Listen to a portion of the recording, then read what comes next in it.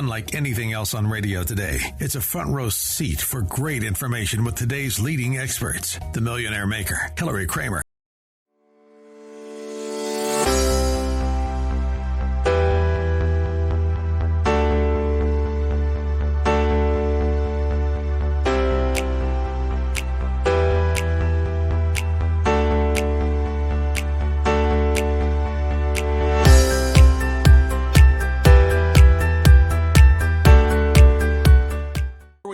Ready to go, talking about money on this Monday. Hilary, we've got a lot to talk about tonight. I know that you've been dying for the last couple of weeks to talk about streaming. I know you like Netflix. I know you like Disney. I know that these things have really made a lot of sense to you. And I've got some interesting statistics that just got released today, and maybe these will inform your advice. But let me just run through these real quick. The Nielsen's for the month of January 23 just came out, and this is total people that watch video. Okay, so it's if you look at a screen and watch something, this includes you. 24.9% of the pie.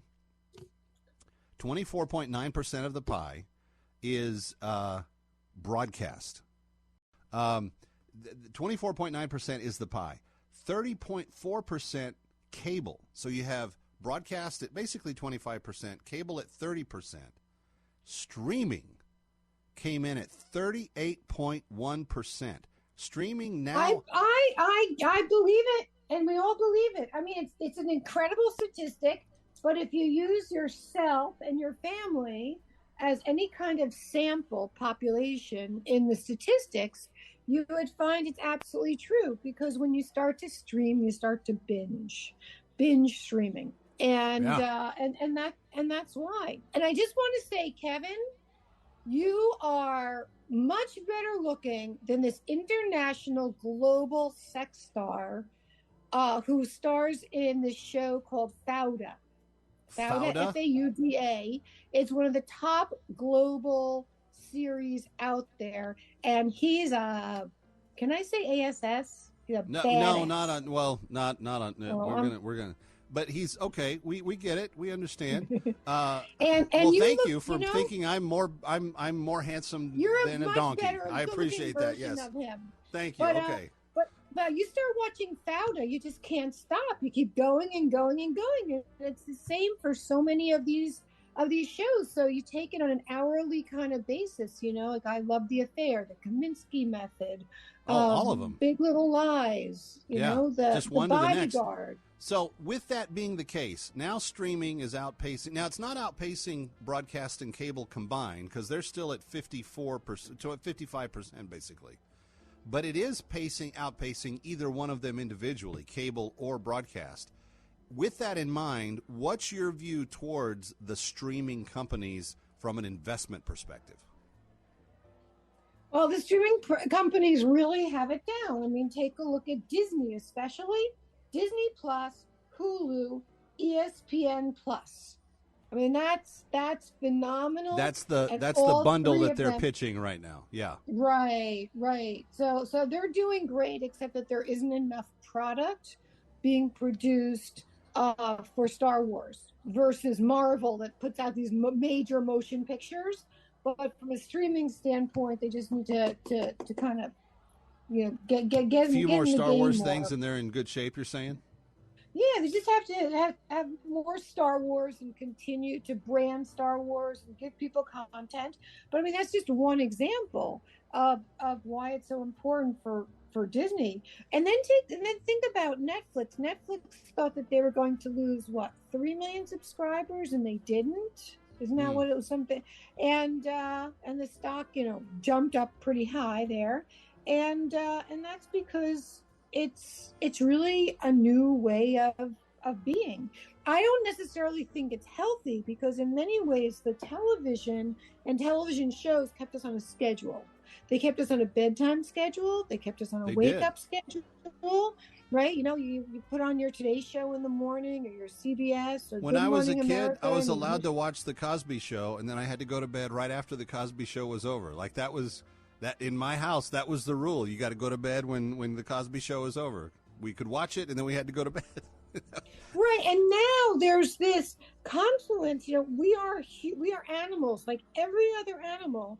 We need structure, and what streaming has done to us is it's created a lack of structure. It's created people who don't sleep at night because it's so stimulating, And then you have people that are drinking while they're watching, and then they keep watching more and more. And I mean, They really, don't remember what they saw, so they have to go back and rewatch it the next night. right. But what I wanted to really, well, can we talk about Disney as a company and why I love it so much? At $105, everybody should be buying Disney. I've said this over and over again. Now that they have Iger, their original Robert Iger back. Right. Their old CEO is the new CEO. Right. Oh, yeah, not interim, but really back.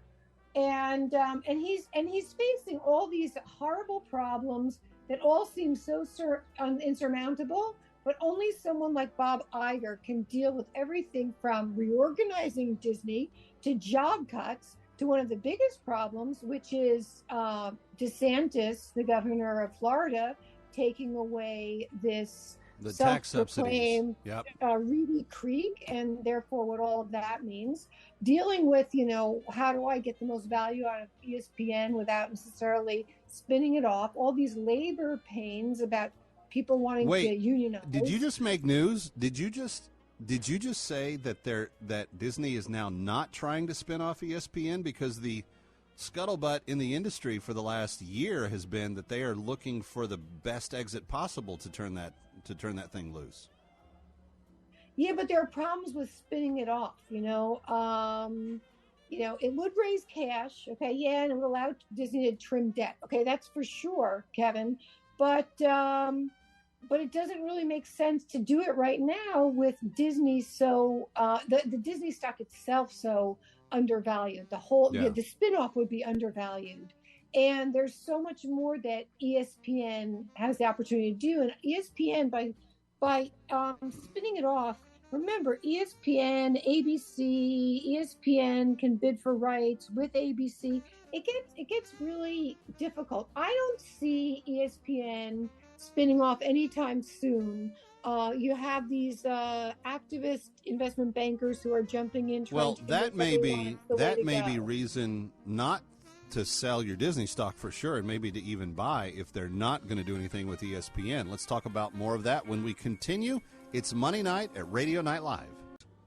Well, when earnings came out, which is now about 10 days ago, and Bob Iger came on and gave guidance for the future, just the numbers themselves spoke for themselves. Okay. The amount of revenue increase at parks and amusement was off the charts. They just blew it out of the water, home run. And when I say parks and amusements, right, that includes the cruises, obviously the parks. The parks are open now. They've really bounced back. Well, you know what's funny about that? And I want to just put a parenthesis on this. So the streaming, it is what it is. They've done some woke things that have kind of made some people upset, blah, blah, blah. But what I'm hearing from people that are going to the parks is that the parks are still the old family-friendly kind of traditionalist Disney. So when people are buying their tickets and spending their, I don't know, I took the whole family to Disneyland last year. I think it cost us in excess of $10,000 for the whole trip.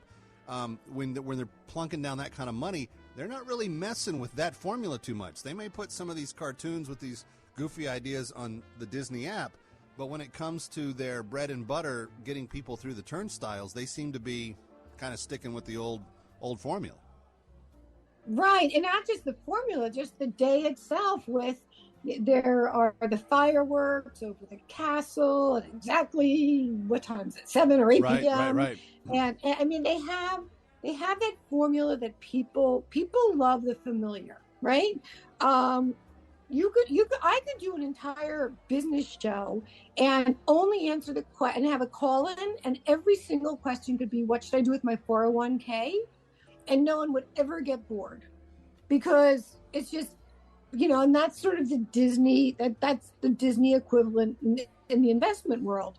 So Disney is very popular. There's a lot of noise, of course, around, the don't say I'm gay, all of this, and ultimately at the end of the day, I think that it became noise. Now, what's not noise that should be noise is the impact that DeSantis putting his own board members on the authority that governs the land that Disney is on and Disney is expanding on, rather than Disney putting its own board members on, is a big, huge deal. Okay?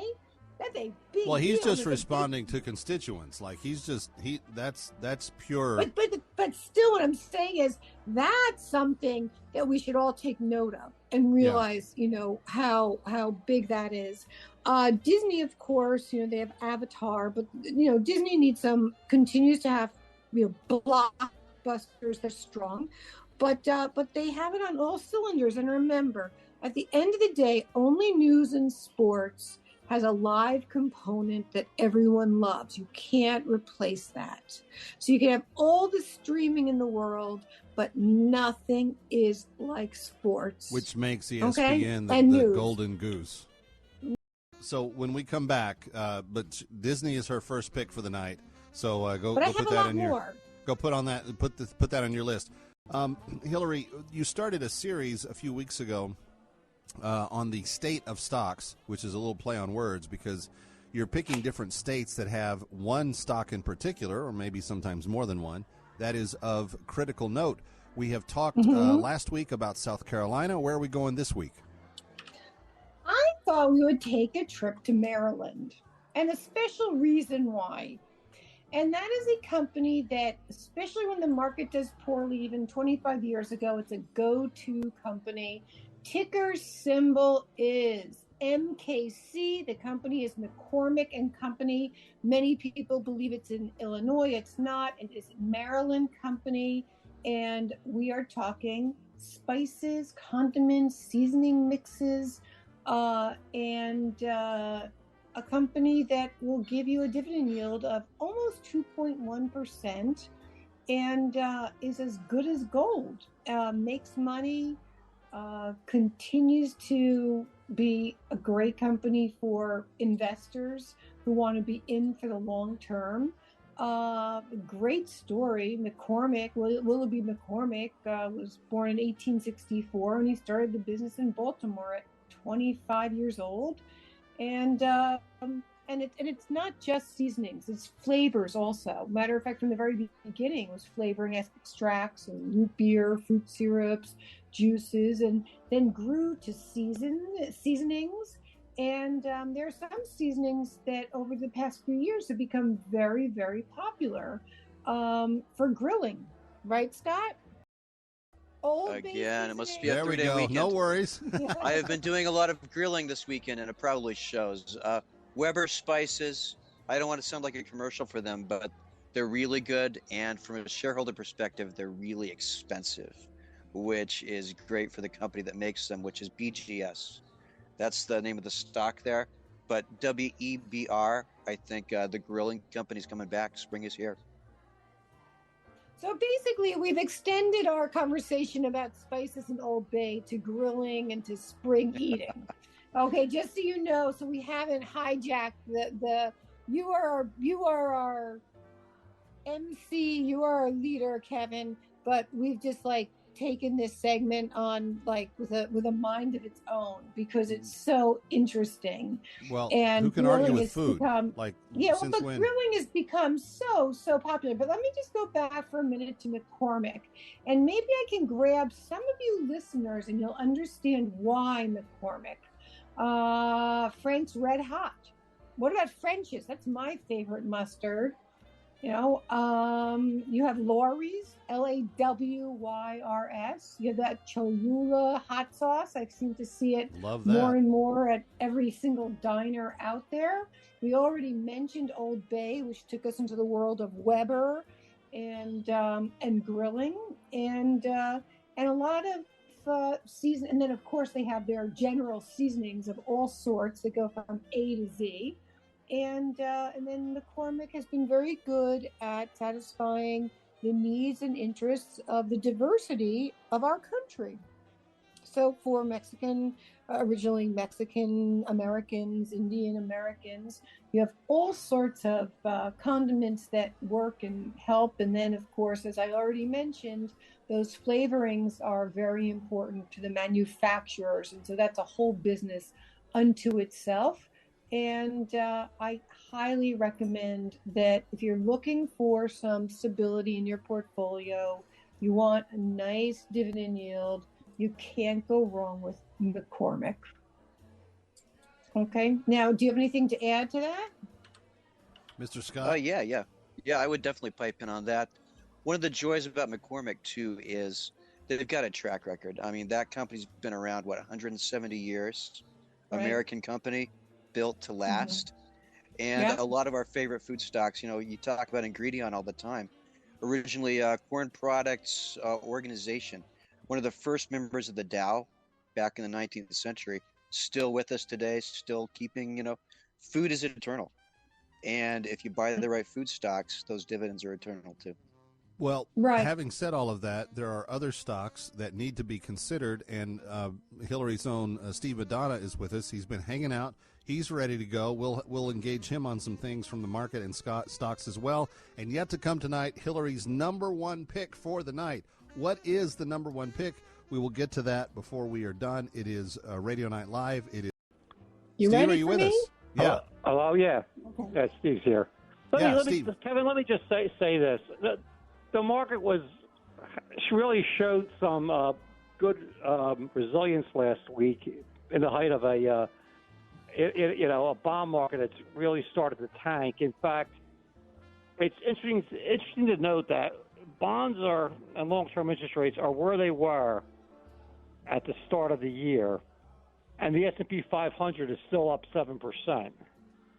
Now, something has to give one way or the other here. I'm not saying this definitely means the stock market's going down here, because you have to respect, it's down 3%. The S&P 500 is down 3% in February, but it's still been pretty resilient. Even you saw something like ARK Investments, very speculative, hanging there pretty well last week. Now, but wait a second. Am I the only one who's having trouble understanding Steve?